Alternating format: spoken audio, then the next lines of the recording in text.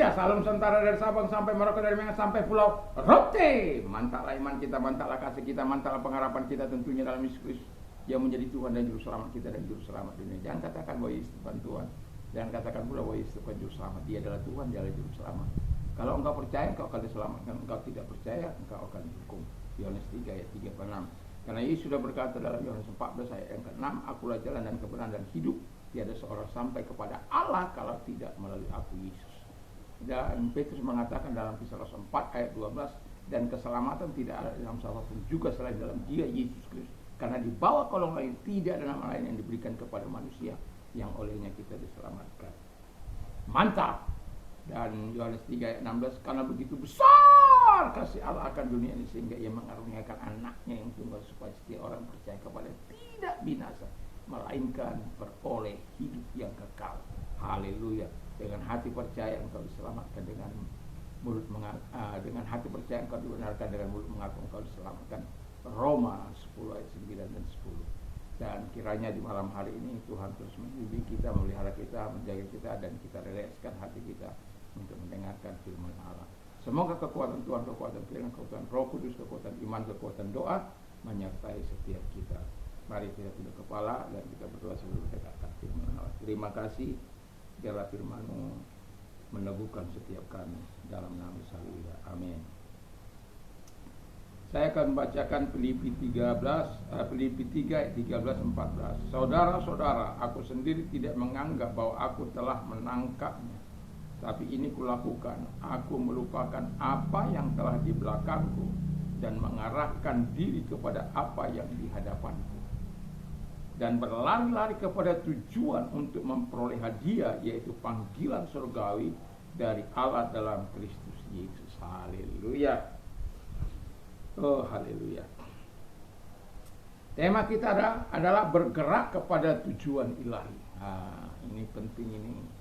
Kita bergerak kepada tujuan ilahi, karena kita banyak hal bisa bergerak kepada dunia ini, bergerak kepada tujuan kita sendiri, bergerak kepada kehendak kita sendiri, bergerak kepada keinginan kita sendiri, bukan kepada tujuan ilahi.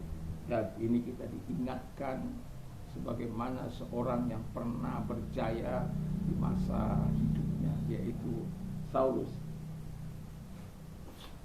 Terima kasih Tuhan. Mohon maaf. Nah, dan dari pembacaan tadi kita baca, melupakan, bergerak kepada tujuan ilahi harus melupakan apa yang di belakang kita. Masa lalu kita sebagai orang yang sudah diselamatkan hari ini tentu tidak menyenangkan. Seperti saya tidak menyenangkan. Saulus juga tidak menyenangkan. Dia seorang pembunuh, penganiaya umat Tuhan, provokator, dan mencari orang-orang yang percaya kepada sekte Tuhan. Dan itu untuk apa? Untuk dianiaya. Kalau tidak, ya seperti apa yang dilakukannya kepada si Stefanus. Dan itu dilakukannya dengan segala kebanggaan hatinya, dengan segala arogansinya, dengan segala kesombongannya, dengan segala kehebatan yang dia miliki, dengan segala jabatan yang dia miliki. Waduh, dia seorang Farisi, digembleng di bawah guru besar Gamaliel, dan itu sangat membuat dia menjadi, kita tahu, menjadi orang yang hebat dalam pemikiran, dalam ketaatan, tidak ada cacat di hadapannya. Dan itu hebatnya. Dan itu sebabnya, karena saking dia menganggap dirinya paling sempurna, paling benar, akhirnya orang-orang yang dipercaya kepada Yesus yang disebut sekte Tuhan itu dianggap sesat, padahal belum tentu. Dan pada kenyataannya Yesuslah yang menjadi juru selamat di dunia ini. Nah, jadi dia harus melupakan apa yang di belakangnya. Dan yang kedua, kata firman Allah, dia harus mengarahkan diri kepada apa yang ada di hadapannya. Optimisme. Tentu ada hal-hal di mana kadangkala kita bersaksi tentang Tuhan, apalagi kepada rekan-rekan kita. Saya pernah bersaksi kepada rekan-rekan saya di masa lampau yang hidup bersama. Kita tahu bagaimana sampai berjudi 3 hari 3 malam, tidak tidur, tidak apa. Di situ kalau ada sesuatu yang diserahkan dulu sama teman, yang penting main. Sampai begitu luar biasa.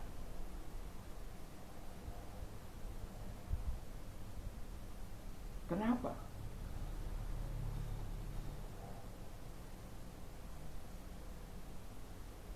Karena terikat oleh setan. Nah, itu sebabnya Paulus mengingatkan untuk mengarahkan kehidupan ini. Dia mengarahkan kehidupan ke depan. Rasa optimismenya. Walaupun pasti ada tantangan. Dia optimis bahwa Tuhan selalu menyertai dia. Tuhan selalu menolong dia. Tetapi orang-orang yang mengenal dia tentu tidak menyukai seperti saya. Ketika saya berbagi Injil kepada mereka, Allah heran sultan jauh isi kok. Artinya seperti enggak kutanda saja kamu siapa kamu. Samanya kita dia.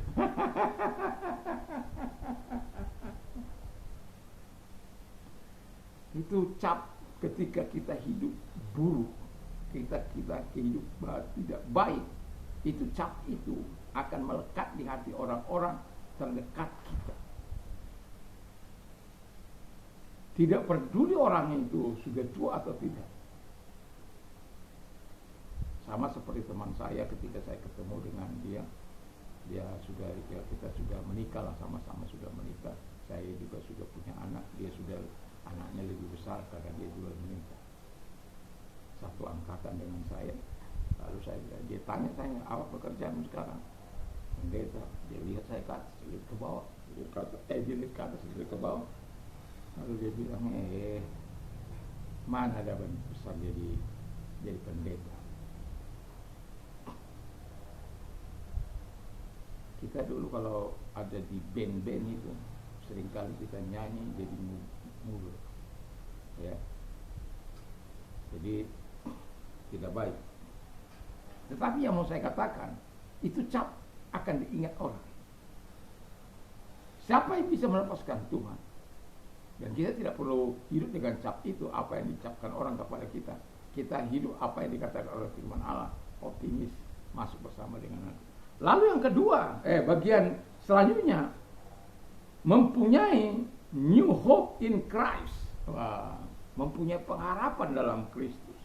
Bahwa apa yang kita harapkan, kita telah diampuni. Kita hidup dalam kekudusannya, kita hidup dalam kebaikannya, kita hidup dalam pengampunannya, kita hidup dalam kemurahannya. Dan itu harus kita percayai. Kita sedang melangkah ke depan, bukan melangkah ke depan, bukan mundur ke belakang. Kita sedang melangkah ke depan. Dan itu pasti bersama dengan Tuhan kita akan raya yang terbaik. Jadi jangan pernah menyerah. Lalu yang ketiga kata firman Allah, berlari-lari kepada tujuan atau sasaran atau goal. Jadi kita ini harus berlari pada tujuan ilahi itu. Karena judul kita adalah bergerak kepada tujuan ilahi. Apa tujuan ilahi? Dari belakang kita sudah lupakan, maju ke depan dengan penuh optimisme, penuh harapan baru, dan kita bisa membangun hubungan dengan Tuhan. Lalu kemudian yang ketiga adalah berlari-lari kepada tujuan atau syarat atau goal yang kita tujuan ilahi itu. Di mana tujuan ilahi itu hanya ada 2, ya. Dan itu pun sebenarnya hanya ada 1. Itu kalau dikatakan hadiah itu hanya sebagai upah, hanya sebagai bonus. Tapi tujuan itu adalah panggilan surgawi dari Allah dalam Kristus Yesus. Dan itu harus kita penuhi. Jadi ketika kita masuk dalam panggilan Allah dalam Kristus Yesus, maka hadiah itu akan kita dapat. Mahkota, ada 5 mahkota. Jadi kita mendapatkan mahkota-mahkota itu, mahkota kebenaran, mahkota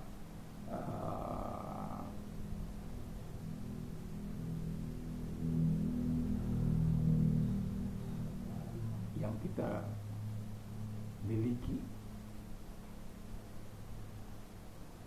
sebagai orang-orang yang melewati penderitaan, itu juga ada mahkotanya.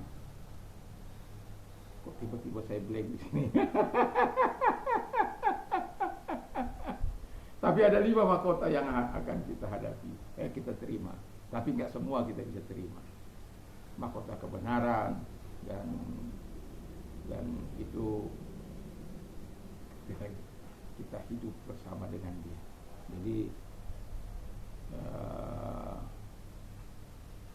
mahkota kehidupan, dan perlu kita ketahui bahwa mahkota-mahkota itu disediakan karena setiap mahkota itu ada artinya tersendiri.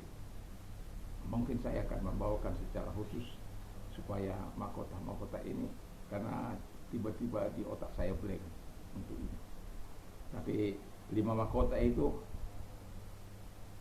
kalau kita mengalami panggilan Allah dalam Kristus Yesus, kita akan menikmati dan kita akan memperoleh pahala atau hadiah atau mahkota yang akan Tuhan berikan kepada kita. Setiap orang percaya itu minimal 1 mahkota akan dia miliki, dan itu sebabnya bergeraklah kepada tujuan ilahi itu. Lupakan yang di belakang, maju ke depan dan bergerak kepada tujuan ilahi itu, supaya kita mendapat apa yang dikatakan bergerak kepada tujuan ilahi itu betul-betul kita nikmati, karena kita akan mencapai kepada apa yang dikehendaki Allah.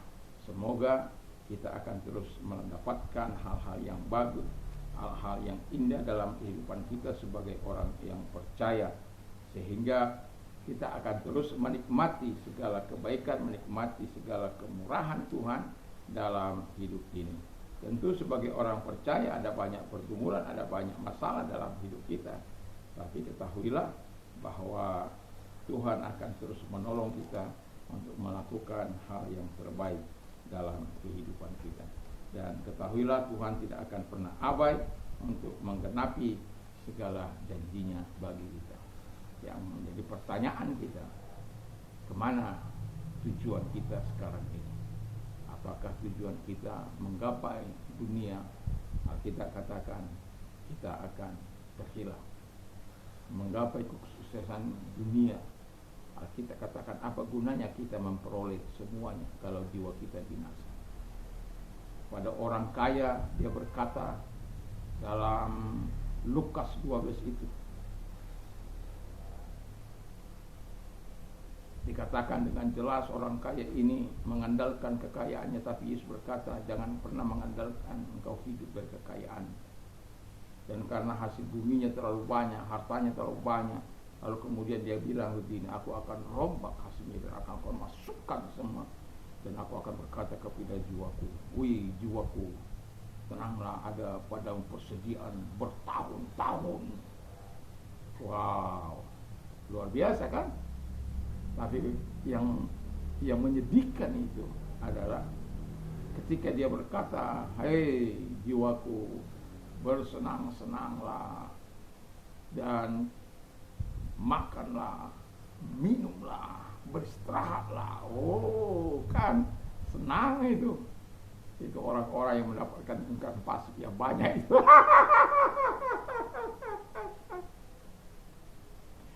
Tetapi kemudian dikatakan oleh Alkitab bahwa hai orang kaya, malam ini juga nyawamu akan kuambil. Koilah dia. Dan sebelum dia koi dikatakan, siapakah engkau sediakan?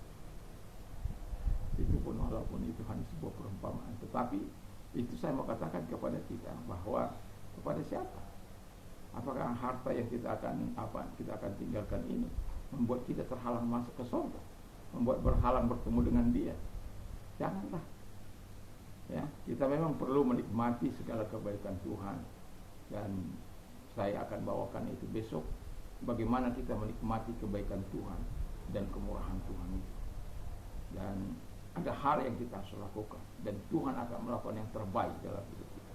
Kiranya Tuhan Yesus memberkati kita, dan Tuhan menolong kita untuk terus hidup kepada tujuan ilahi.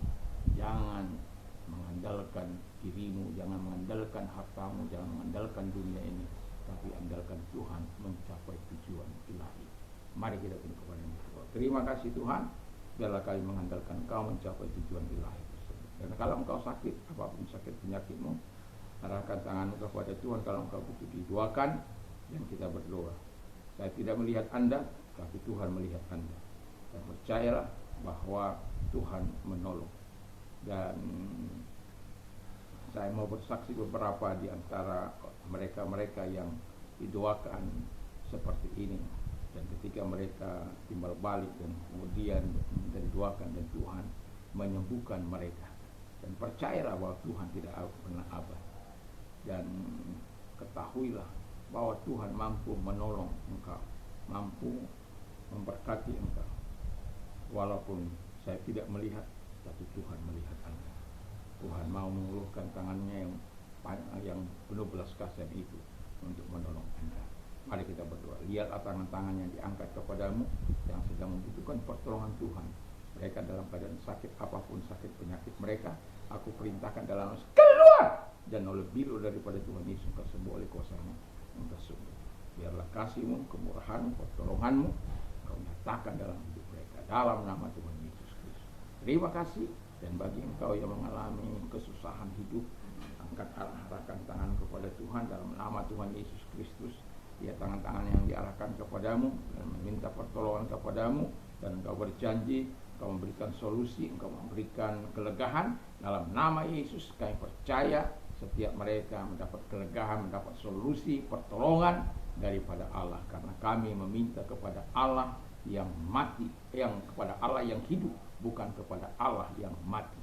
Terima kasih Bapa di surga, dalam nama Yesus Kristus kami bersyukur dan kami berdoa. Haleluya. Amin. Selamat malam. Sebelum kita tidur, mari kita membaca firman Allah, berdoa, memperkatakan firman Allah 1-2 ayat, dan semoga kita tetap mengalami keteguhan iman. Mantap, mantap, mantap.